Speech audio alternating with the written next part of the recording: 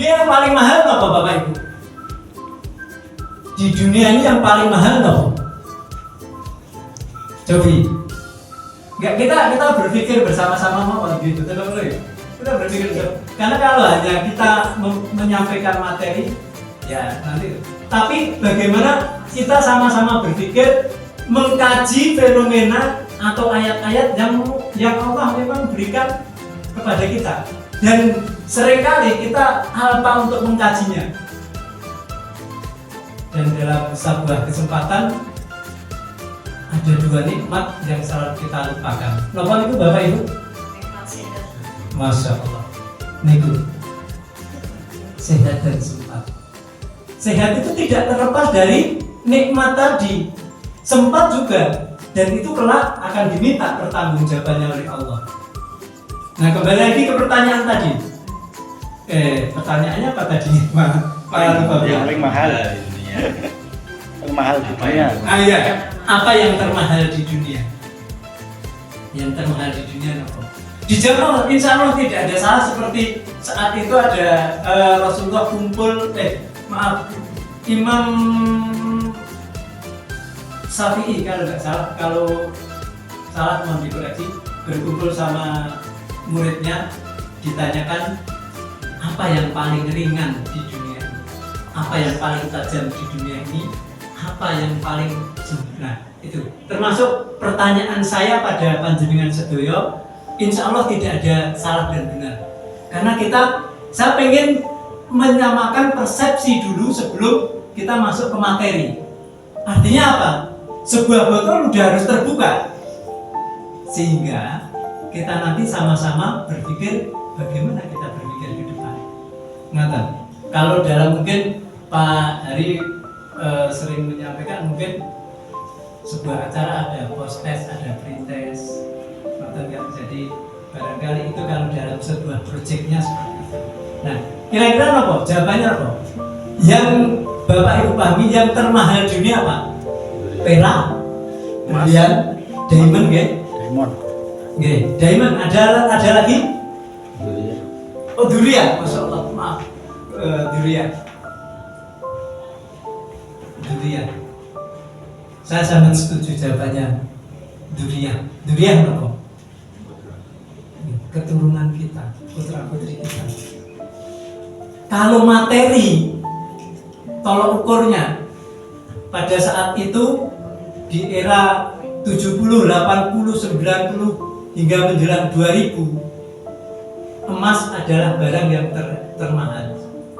Di era informasi itu sudah terdegradasi, sudah bergeser. Barang yang termahal adalah data.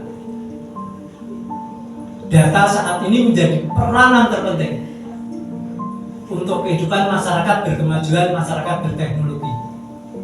Makanya durian menjadi bagian investasi termahal sekaligus menjadikan harapan kita sebagai orang tua. Remen boten, putra putri anak-anak kita itu terlahir dengan predikat seorang muslim yang soleh. Saya yakin jawabannya sama, dan itu menjadikan dambaan setiap orang tua muslim. Sebenarnya standarnya mendidik anak soleh itu orang tuanya harus soleh dulu, karena sesuai riset yang dilaksanakan oleh Profesor Dr. Zakiyah Daroja, 70% peranan keberhasilan pendidikan adalah suri toladan. Rasulullah cocok. 1400 tahun yang lalu Rasulullah sudah menyampaikan itu. Dan dikuatkan seorang profesor muslim, Profesor Dr. Zakiyah Daroja, menyatakan secara saintis seperti itu. Bapak Ibu hadirin rahimahullah, nanti sampai jam pinten Mas Arif? Menjelang buka jam Ya, setengah 6-an lebih dikit. Nah ini kan nanti 58. Oke. 48 ada pertanyaan 48 saya. Mungkin di Pak Jumawan gitu. Iya. Nah ini baru buka kita selanjutnya tentunya bagian pertanyaan itu sangat kita butuhkan sekaligus menjadi bahan muhasabah kita sebagai seorang tua, sebagai orang tua, sebagai sesuatu yang memiliki amanah. Mau tidak mau, kalau kita sudah menjadi orang tua, harus mau memegang amanah terhadap putra-putrinya. Nah, kembali lagi, saya persingkat saja. Anak, dzurriyyah, itu bagian dari cinta kasih kita. Setuju betul? Harus setuju. Karena tidak ada cinta kasih, tidak akan lahir seorang anak. Silakan monggo nanti di waos surat Al-Mu'min ayat 12-14 prosesnya. Surat Hud ayat 6 boleh. Surat Al-An'am kesukaan ayatnya pun ada beberapa ayat yang menyampaikan tentang penegasan itu. Kemudian kalau kita sudah menyadari bahwa anak menjadi bagian tanggung jawab kita yang harus kita pertanggungjawabkan di hadapan Allah, tentunya kita harus sadar apa yang akan kita lakukan. Tapi sebelumnya saya akan masuk dulu. Apa sih batasan anak? Boleh, ada yang menyampaikan? Boleh, monggo silahkan. Sekaligus mengalir, kalau mau diskusi, gak apa-apa, gimana? Oke. Mengalir saja. Batasan anak. Kalau ada yang mau menyampaikan, monggo silahkan. Oke. Sambil memanfaatkan waktu, WHO, Badan Kesehatan Lembaga Dunia, itu menegaskan melalui konsensinya tahun 2017 kalau tidak salah, tepatnya di April, itu batasannya hingga anak itu dari 0 tahun sampai 19 tahun. Kemudian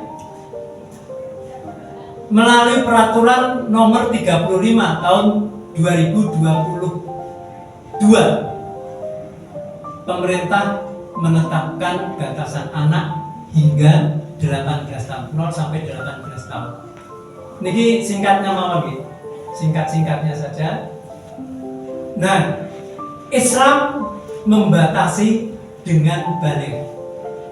Nah, kita sinkronkan dari beberapa, dari WHO, dari pemerintah, Undang-Undang nomor 35 tadi, tepatnya di pasal 26, kemudian dari sisi Islam. Nah, kalau dari Undang-Undang 35 tadi ada pengecualian tidak atau belum 18 tahun manakala anak itu sudah melampaui batasan tertentu. Contohnya sudah menikah. Walaupun belum 18 tahun sudah menikah, sudah dianggap tidak anak atau menjadi tanggung jawab orang tua. Yang kedua, belum 18 tahun akan tapi yang bersangkutan anak kita sudah memiliki kemampuan secara finansial, ekonomi lah. Kalau finansial, ekonomi itu bisa dikategorikan pengecualian. Nah, kemudian sejauh mana tanggung jawab kita terhadap anak kita? Tentunya dalam konteks di bawah tadi, tanpa di luar pengecualian tadi. Kalau dalam Islam itu mengelompokkan termasuk anak-anak itu ada yang balita, ada yang di bawah 5 tahun itu balita, betul balita. Kemudian 5 sampai 10 tahun, kemudian 10 sampai 17 dan 17 ke atas. Nah, itu tidak ada yang kontradiksi, tidak ada yang bertentangan dengan alur itu. Sekarang tanggung jawab kita pada masuk itu tadi dalam kerangka anak seperti apa sih, gambarannya ringkasnya seperti itu. Sekarang kita masuk pada tanggung jawab orang